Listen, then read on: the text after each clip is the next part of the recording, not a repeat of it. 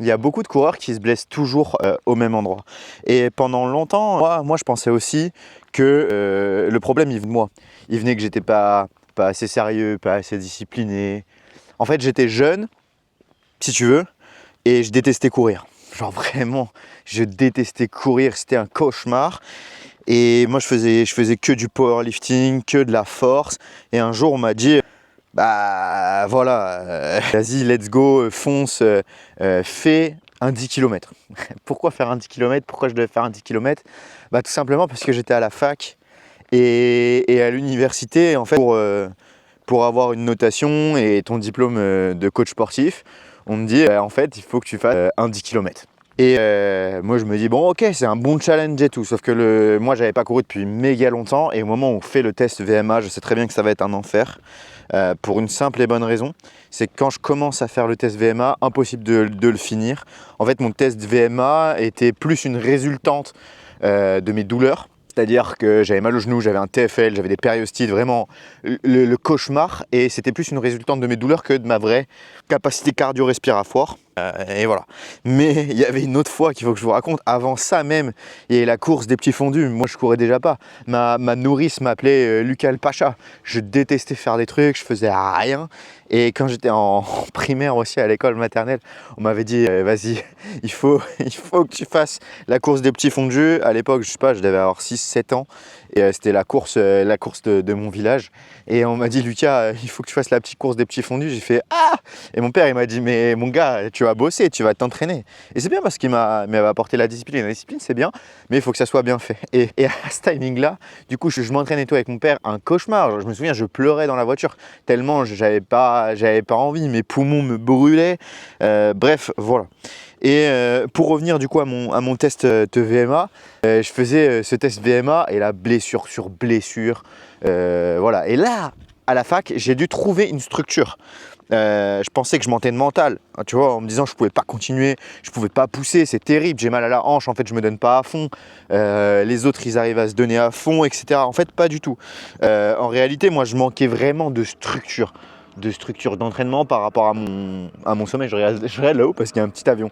De structure de sommeil, de structure de planification, de programmation, de bilan de mobilité. Des trucs qui sont relativement simples finalement aujourd'hui et que j'ai intégré dans la méthode Reathletics, mais qui demandent un peu de compréhension. Moi je pensais, tu vois, manquer de mental, manquer de tout ça. Et quand j'ai commencé à comprendre la gestion de la charge, comprendre toutes ces choses-là, comprendre pourquoi en fait les blessures ils arrivent, pourquoi tu as un syndrome de l'essuie-glace, pourquoi tu as des périostites, pourquoi tu as toutes ces choses-là, et bien en fait ça a commencé à vraiment aller mieux et j'ai pu performer sur ce 10 km. Voilà. Donc le secret c'est de construire une méthode progressive, tu vois, qui prend en compte tout ça, c'est-à-dire une méthode qui va monter progressivement autant en volume qu'en intensité en respectant des pourcentages précis en fonction de tes propres paramètres, mais également en prenant en compte un bilan de mobilité pour comprendre quelles sont tes failles, anticiper quels sont tes manques de, par exemple, la hanche qui est une articulation primaire dans la course à pied, manque de rotation interne, est-ce qu'elle manque de rotation externe, est-ce qu'elle manque de flexion, d'extension, de comprendre tout ça pour pouvoir à la fois anticiper ou régler les problèmes s'ils sont déjà là. Et une fois que j'ai réussi à intégrer tout ça, moi j'ai pu faire le 10 km de la fac, c'était mon premier 10 km, je l'ai fait en 56 minutes, alors c'est pas un chrono de fou furieux, mais pour quelqu'un qui courait pas du tout à l'époque, c'était déjà un très bon chrono et je me rendais pas forcément compte parce que bien sûr quand tu es en fac de sport, tout le monde est jeune, tout le monde est sportif, donc ben voilà, t'es un peu la honte, même si tu soulèves 200 kg, bah si tu peux pas courir, bah c'est chaud quoi. Et là tu te dis ok, et c'est là aussi il faut comprendre que la force pour la musculation, c'est pas uniquement la force entre guillemets qu'il te faut pour courir. Le powerlifting, ce n'est pas du tout du renfort pour les coureurs. Le renfort pour les coureurs est bien spécifique, bien compris. On va travailler la force, la pliométrie, des choses comme ça qui sont beaucoup plus importantes que la force pure, même si c'est important et ça permet de développer l'économie de course. Bon bref, passons et voilà. Le secret, ça reste de construire une méthode progressive, de construire quelque chose qui vous correspond, qui est individualisé.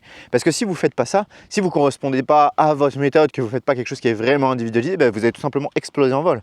Parce que si vous prenez et que vous copiez le plan de Kipchoge, sauf que toi tu t'appelles Antoine, tu es à Paris, tu as 22 ans, ben en fait tu vas tout simplement exploser en vol, même si tu as 30 ans. Tu vas exploser en vol parce que Kipchoge, ça fait des années qu'il s'entraîne et tu ne sais même pas s'il n'est pas sous produit dopant.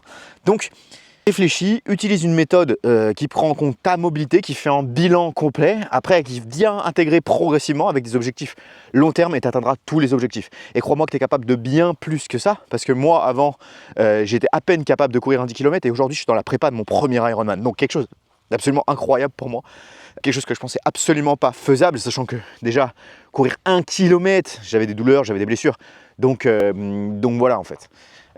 Avec le temps, beaucoup de choses peuvent se faire si les choses sont bien faites et que tu es patient.